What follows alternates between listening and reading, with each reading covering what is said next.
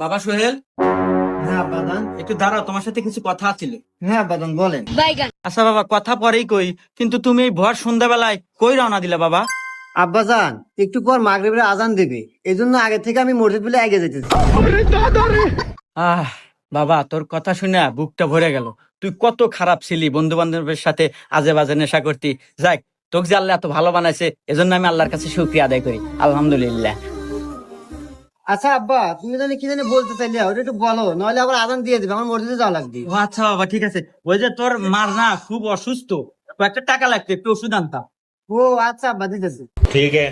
रुको जरा खत्म